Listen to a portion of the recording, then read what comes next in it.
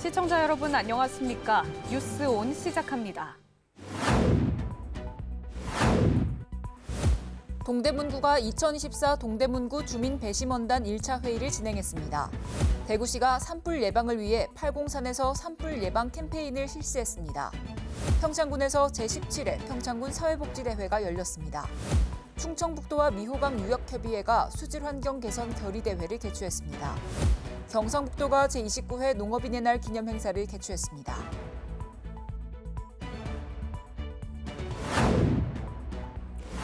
찹쌀 도정일자를 속여 판매하려던 광주의 한 유통업체가 적발됐습니다.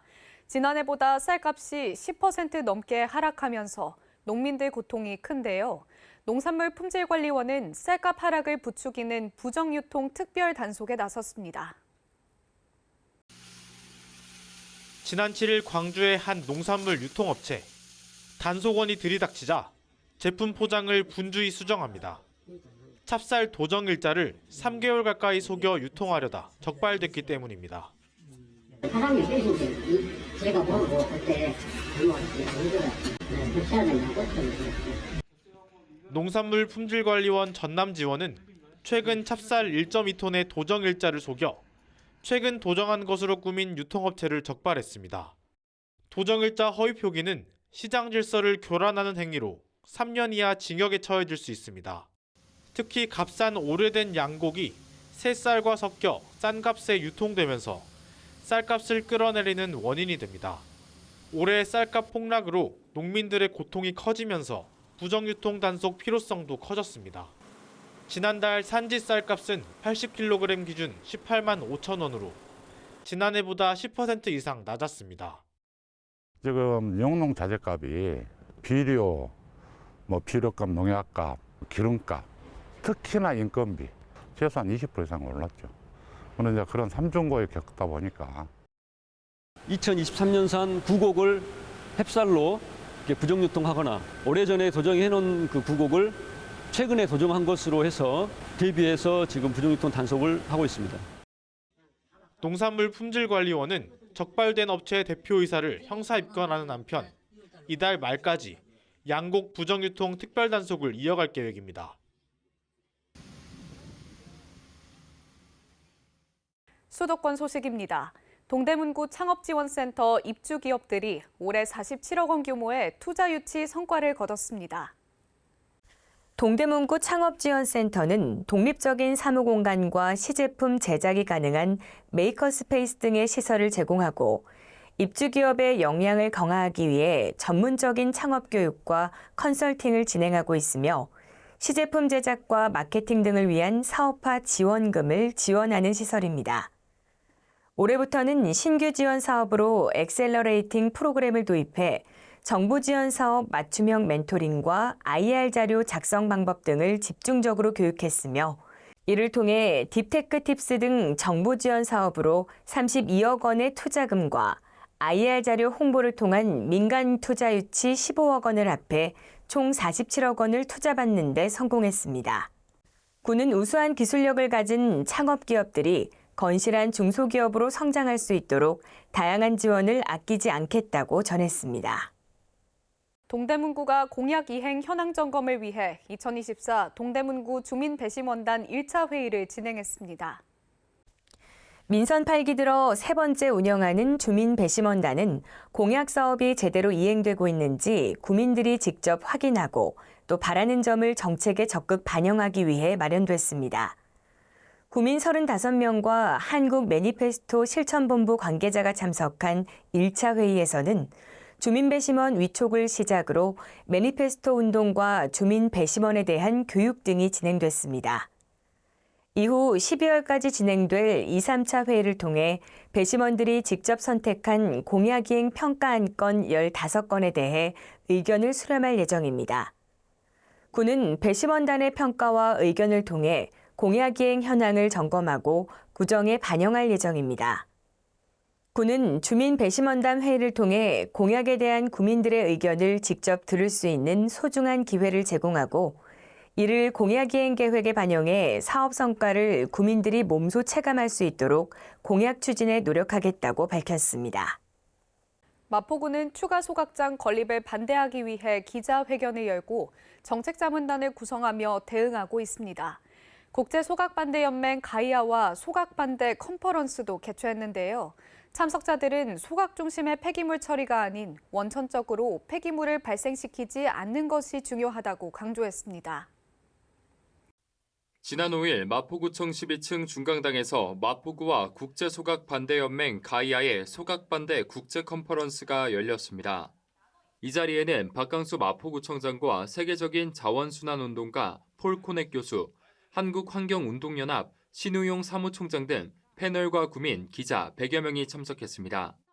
이번 컨퍼런스는 마포구가 추가 소각장 건립 반대를 위해 폐기물 소각에 대한 세계적 정책 흐름과 해결책을 토의하고 환경과 건강에 미치는 폐기물 소각 문제를 알리고자 기획됐습니다. 이 자리에서 폴코넥 교수와 신우용 사무총장은 소각 중심의 폐기물 처리가 아닌 원천적으로 폐기물을 발생시키지 않는 제로 웨이스트를 도시계획의 핵심 의제로 다뤄야 한다고 강조했습니다. 이날 토론에서 박강수 마포구청장은 마포구가 추진 중인 쓰레기 감량 정책과 비전을 소개하고 패널들과 함께 소각장 반대와 자원순환에 초점을 둔 대담을 펼쳤습니다. 이번 컨퍼런스를 통해 자원순환에 관한 주민 이해를 돕고 실질적인 대안과 해법이 마련되길 기대합니다. 이어서 광역시 소식입니다. 대구시가 산불 예방을 위해 팔공산 하늘정원에서 산불 예방 캠페인을 실시했습니다. 산불은 가을철에 빈번하게 발생하는 만큼 시민들에게 예방의 중요성을 강조했습니다. 이날은 김선조 행정부시장과 산림관계 공무원 등이 참여해 팔공산을 찾는 시민들에게 산불 예방에 각별한 주의를 부탁한다며 대대적인 캠페인을 전개했습니다. 또한 산불로 인해 큰 인명 손실과 재산 피해를 초래할 수 있다며 꼼꼼한 예방의 중요성을 강조했습니다. 김선조 대구광역시 행정부시장은 산불 조심은 아무리 강조해도 부족한 만큼 앞으로도 시민들이 많이 찾는 산을 중심으로 홍보 활동에 직접 나서겠다고 말했습니다.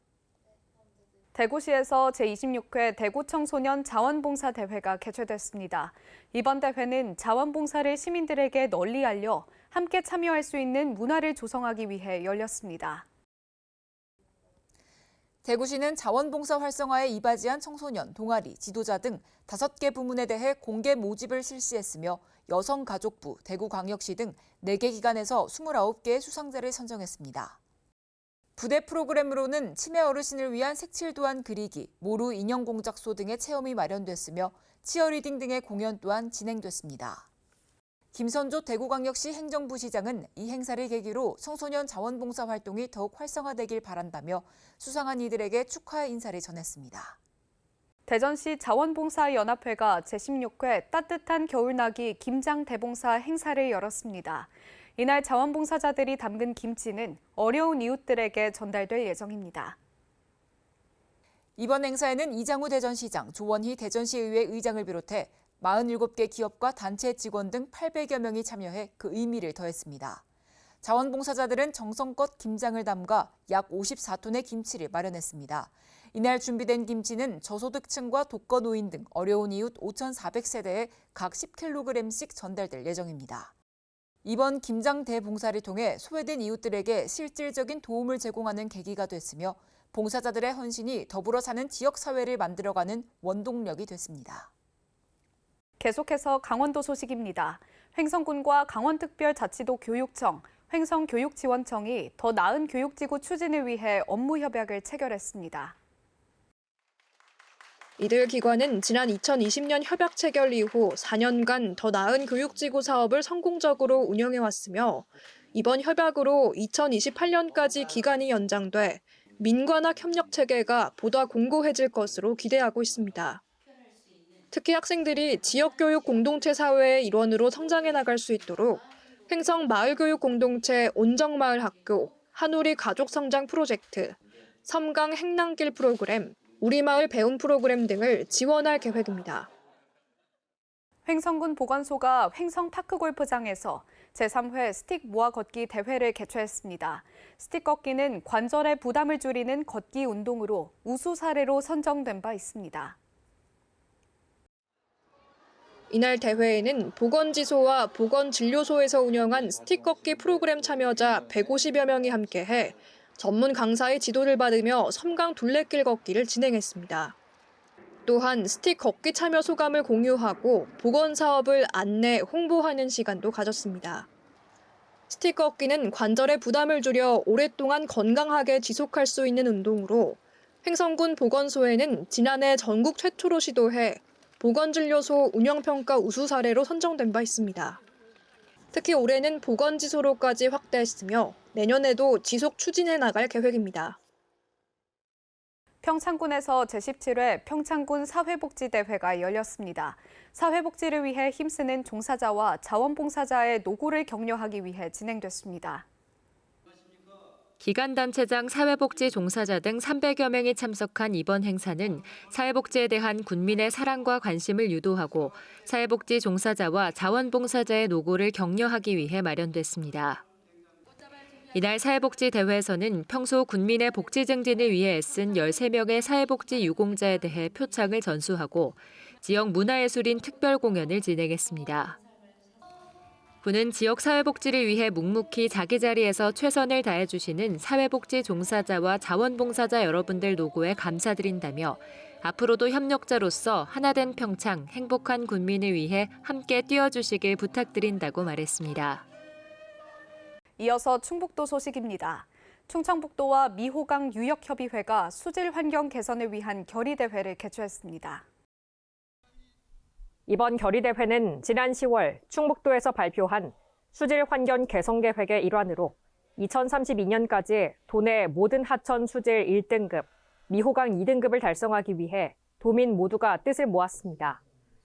참가자들은 하천 수질 개선의 필요성을 알리기 위해 피켓 퍼포먼스를 펼치며 하천의 소중함과 보호의 중요성을 강조한 후 하천 주변 쓰레기를 수거하는 등 정화 활동을 진행했습니다.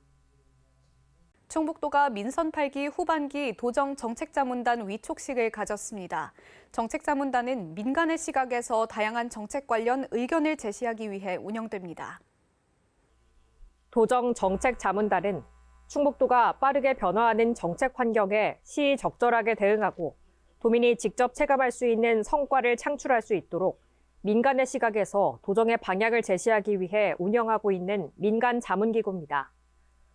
후반기 도정 정책 자문단은 앞으로 각 분야에서 쌓은 경험과 전문성을 바탕으로 민선 8기 충청북도가 역점으로 추진하는 도시농부, 도시근로자, 의료비 후불제, 영상자서전, 일하는 밥퍼, 각종 문화인프라 확충 사업들이 도민의 삶에 영향을 주는 체감 정책이 되도록 다양한 의견을 전달할 계획입니다. 충청북도가 제7회 친환경 사방시설 우수사례 공모에서 2년 연속 최우수상을 수상했습니다. 이번 공모는 자연훼손을 최소화한 친환경 사방사업지를 발굴해 산사태 재해 예방에 대한 국민적 공감대 형성을 하기 위해 산림청 산하기관과 전국 지자체를 대상으로 진행됐습니다. 2년 연속 최우수상으로 충북 사방기업의 기술력을 인증받았으며 친환경 사방사업 분야에서 중요한 역할을 하고 있음을 대외적으로 보여줬습니다. 또한 지속 가능한 산림관리 및 생태계 회복에 크게 기여하고 있음을 확인했습니다. 다음으로 경상도 소식입니다. 경상북도가 농업인들에게 감사한 마음을 전하고 우리 농업의 소중함을 널리 알리기 위해 제29회 농업인의 날 기념 행사를 개최했습니다. 이날 기념식에는 이철우 경북도지사, 박성만 도의회 의장, 도내 농업인 단체장 등 800여 명이 참석해 농업인의 날을 축하하는 자리를 가졌습니다.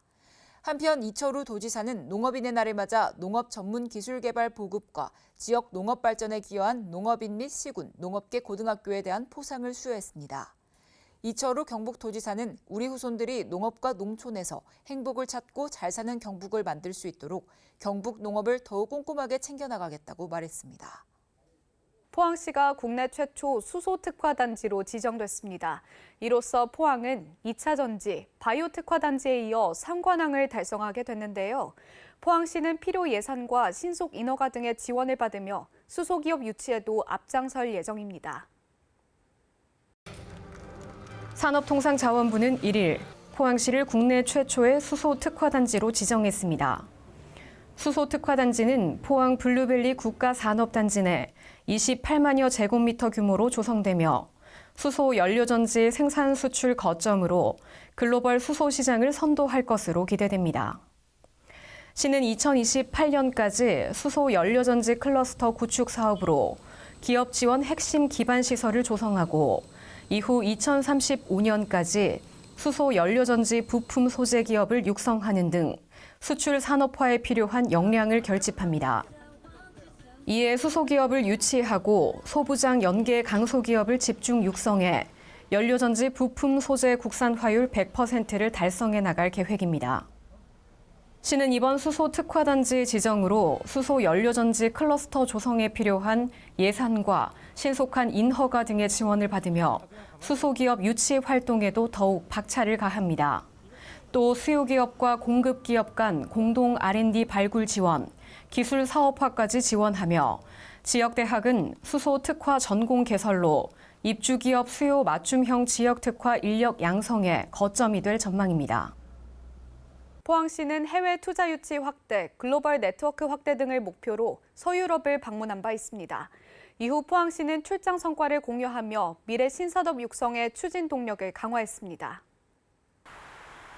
포항시가 10월 27일부터 11월 3일까지 8일간 지역 산업의 글로벌 시장 개척과 미래 핵심 신산업의 시정 접목 및 네트워크 확대를 위해 서유럽 출장에 나섰습니다. 시는 이번 서유럽 방문이 글로벌 마이스 산업 중심 도시로 성장할 포항의 잠재력을 확인하고 신성장 산업의 글로벌 초격차 경쟁력 확보를 위한 네트워크 확장의 기회가 됐다고 얘기했습니다.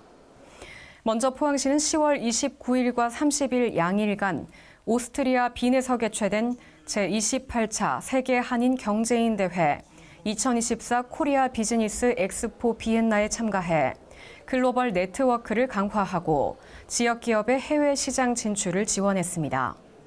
이후 30일과 31일에는 스위스 바젤시와 바젤란트주를 방문해 글로벌 파트너십을 확장하며 포항시 바이오 산업 발전 방향을 모색했습니다. 또 시는 세계적인 국제기구들의 본거지인 오스트리아 빈과 스위스 제네바에서 전략적 협력 관계 구축에 나서 글로벌 네트워크 확대와 국제회의 유치를 위한 초석을 마련했습니다. 유엔 산업개발기구 유니도 본부와 유엔 환경계획 유네프 제네바 사무국에서는 이들 기구가 주최하는 국제회의에 포항 개최 방안을 제안했고 다보스 포럼을 주최하는 세계경제포럼 조직위원회와의 면담에서도 포항의 국제회의 유치 역량을 적극 소개했습니다. 계속해서 광주 전남 소식입니다. 코로나19 당시 전담병원으로 큰 역할을 했던 지방 의료원들이 2년 연속 적자를 기록하는 등 경영난을 겪고 있습니다. 코로나 기간 동안 일반 진료를 하지 못한 데 이어 이후엔 정부 관심까지 떨어지면서 지원이 뚝 끊긴 탓입니다. 전남의 공공진료를 책임지는 강진의료원과 순천의료원의 병상 가동률은 각각 54%와 61%에 그치고 있습니다. 올해 운영 적자는 강진의료원이 25억 원, 순천의료원이 15억 원에 이를 것으로 예상됩니다. 전남도의회 행정사무감사에서는 전문 인력 부족 등의 이유로 신뢰도가 갈수록 낮아지다 보니 강진의료원 응급진료 이용자 실적이 해마다 1,000명가량 줄고 있는 것으로 나타났습니다. 응급실을 가지도 못하고 다른 병원으로 전원을 하는 이런 사례들이 많은 것 같아요. 그래서 그 이유가 뭐인가라고 조금 곰곰이 좀 살펴봤더니 환자들이 병원에 대한 신뢰도가 많이 떨어진 것 같아요. 전공의 집단 이탈로 인한 의료 공백을 막는다는 평일 야간과 주말 휴일 연장 근로가 순천의료원의 경우 거의 없었다는 지적도 제기됐습니다. 지방의료원 연장 진로에 우리 순천진료원 같은 경우에 4월부터 8월까지 그 진료 건수가 한 건도 없어요. 공공의료원은 경찰과 소방처럼 사회 안정망 역할을 하고 있지만 정부의 지원은 제대로 되지 않고 있다는 비판이 컸습니다. 그런데 우리가 팬데믹이라는 것은 우리가 말하면 세계적인 상황이고 국가가 책임져야 할 부문에 대한 공공의 영역에 대한 적자 부분도 76%밖에 보전을 안 해줬다는 겁니다. 코로나19 유행 때 전담병원으로 최전선에서 싸운 지방의료원. 하지만 코로나 이후 재정을 축내는 천덕꾸러기 취급을 받을 위기에 처했습니다.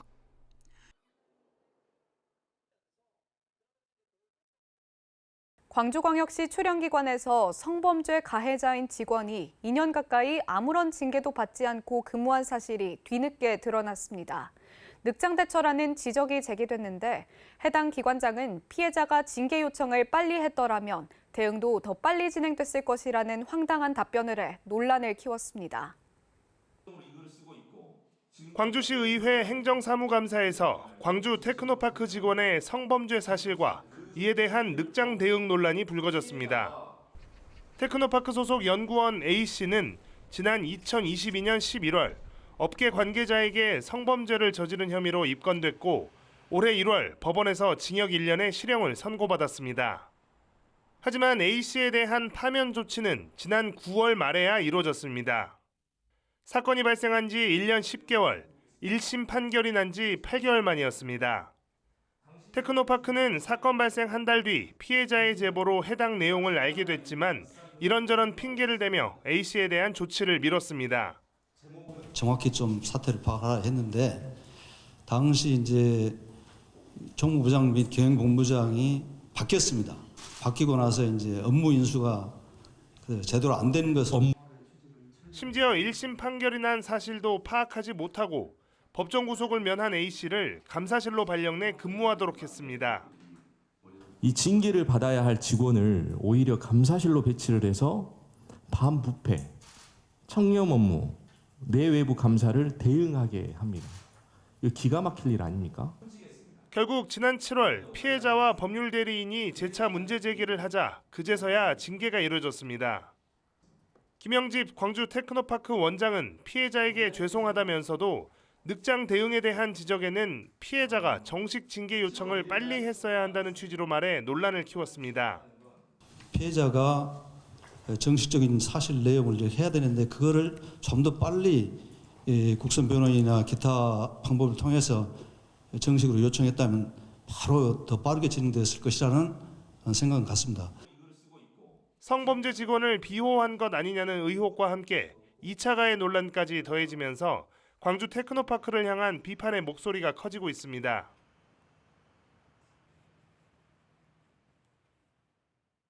특별자치도 소식입니다. 제주감귤의 새로운 가치를 창출하기 위해 산업발전을 모색하는 2024 제주국제감귤박람회가 서귀포 농업기술센터에서 개막했습니다. 개막식에는 오영훈 제주도지사를 비롯해 농업인, 도민 및 국내외 관광객 등 500여 명이 참석했으며 환영사 및 축사, 평화후원금 전달, 평화의 종 타종 순으로 진행됐습니다. 박람회장에는 감귤 홍보관 및 국제관, 감귤 직거래장, 우수감귤 전시관 등 8개 전시관이 운영됐으며 이와 함께 문화체험 및 경연대회 등이 마련됐습니다. 오영훈 지사는 감귤 신품종 개발과 원지 정비, 수급 관리 등 제주 감귤 산업의 지속 가능한 성장을 위한 정책적 지원을 더욱 강화하겠다고 강조했습니다.